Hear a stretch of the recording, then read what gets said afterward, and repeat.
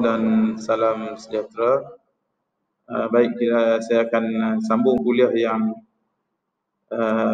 pada hari ini di bawah tajuk nilai kini annuiti matang.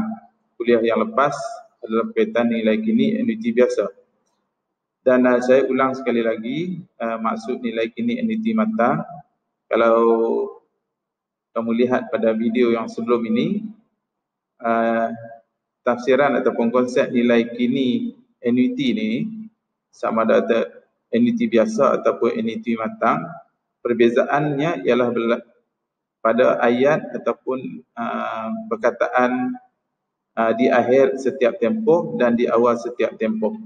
Jadi kalau kita tengok annuiti matang ni, bayaran ataupun simpanan berlaku di awal setiap tempoh.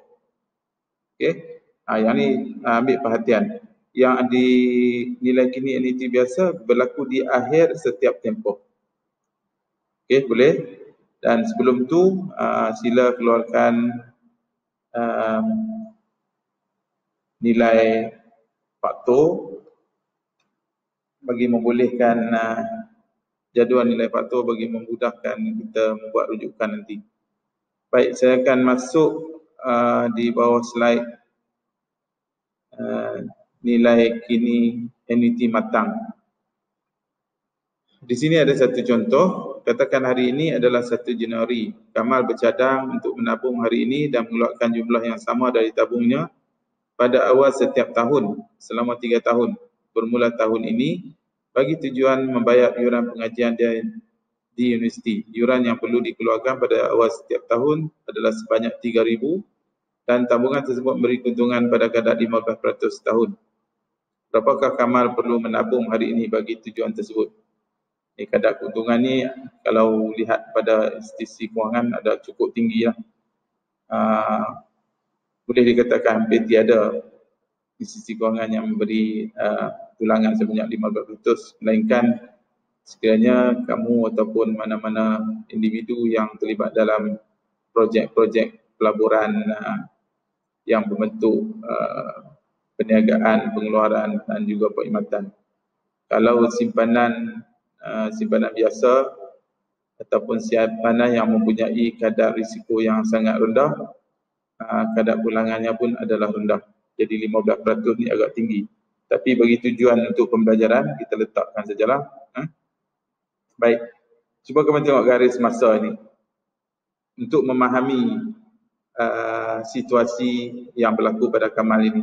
Dan saya juga nasihatkan pada pelajar, bila buat berkaitan dengan latihan berkaitan nilai kini, nilai di bawah tajuk nilai masa wang ini, jangan malas untuk menulis ataupun melukis garis masa.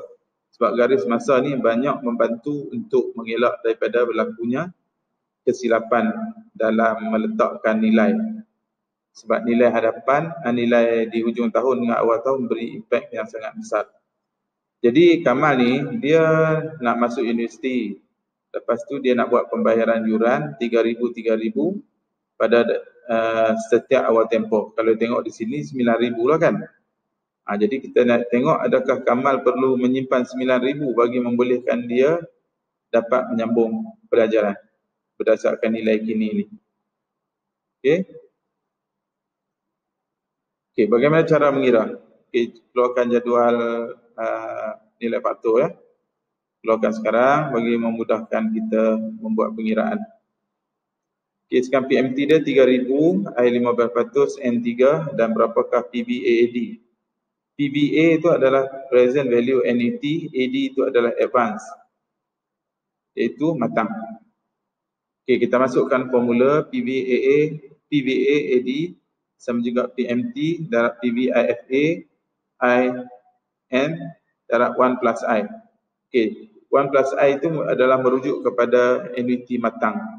Nanti saya akan bagi sedikit penerangan kenapa 1 plus I ada di belakang tu di penghujung kuliah nanti.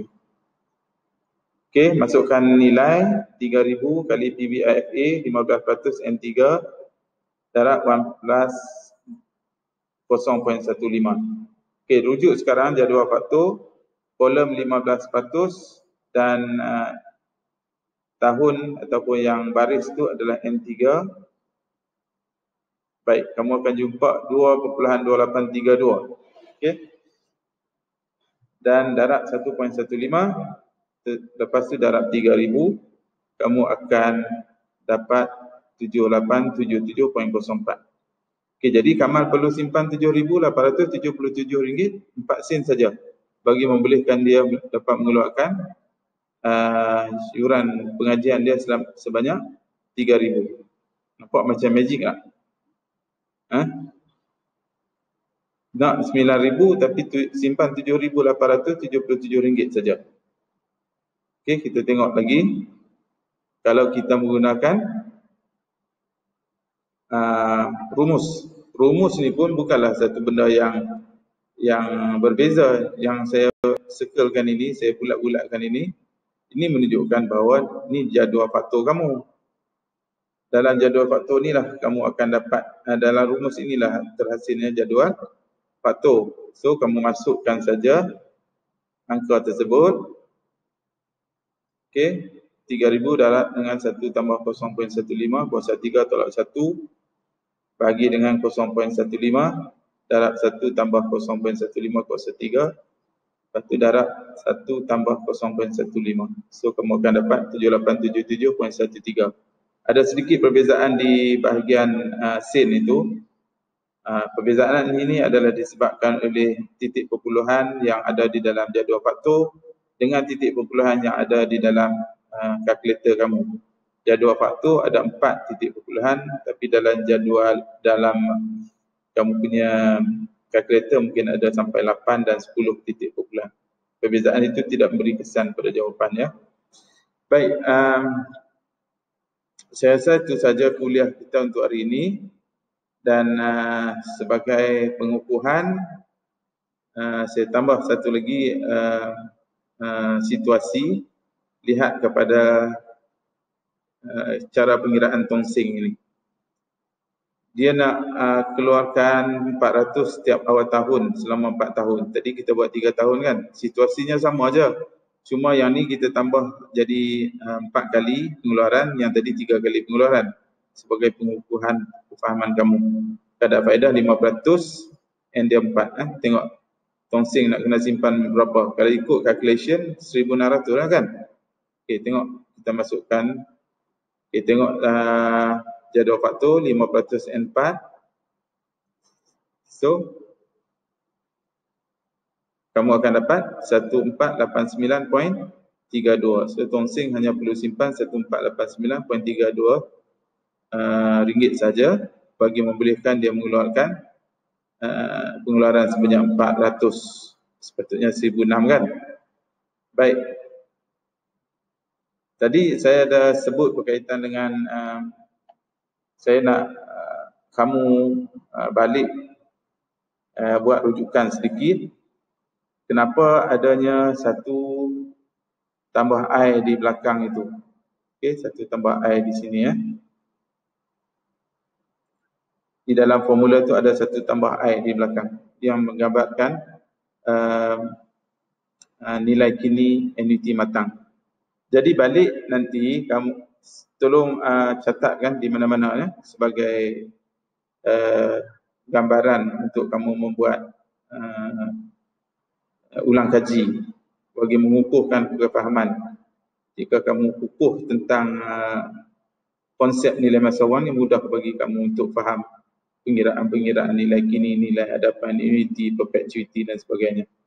Okey, jadual faktor yang ada dalam tangan adalah dibina berdasarkan rumus annuity biasa. Untuk PVIFA tu, FVIFA, future value ke present value ke, berdasarkan rumus biasa. Rumus annuity biasa. Yang ini. Okey, yang dalam kotak ni saja. Dan pembayaran ataupun simpanan berlaku pada akhir tempoh. Seperti yang kita belajar pada annuity biasa. Yang ini. Okey. Jadi berlaku pada akhir tempoh. Jadi saya ulang, rumus dan juga jadual faktur yang dibina adalah berdasarkan kepada konsep simpanan ataupun pembayaran berlaku pada akhir tempoh. Okey, saya ulang sekali lagi ya. Rumus dan juga jadual faktur yang dibina adalah berdasarkan simpanan ataupun pengeluaran pada akhir tempoh. Sekiranya benda itu pembayaran dan simpanan itu berlaku pada awal tempoh, kita masih lagi nak menggunakan rumus yang sama, jadual faktur yang sama. Jadi bila kita ambil nilai ini untuk kita kira pada kosong, kamu akan dapati bahawa rumus itu akan bergerak jauh ke belakang di sebalik kosong. So saya bagi hint macam itulah kan. Jadi dia akan bergerak ke belakang.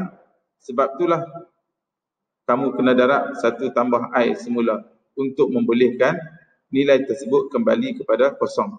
Okay, saya bagi clue yang tu. Jadi kamu balik, kamu rujuk semula formula dan rujuk semula jadual faktur, insya-Allah kamu akan dapat kenapa formula nilai kini annuity matang perlu ada 1 tambah I di belakang itu. Okay, sekian dulu kuliah kita pada kali ini. Assalamualaikum warahmatullahi wabarakatuh.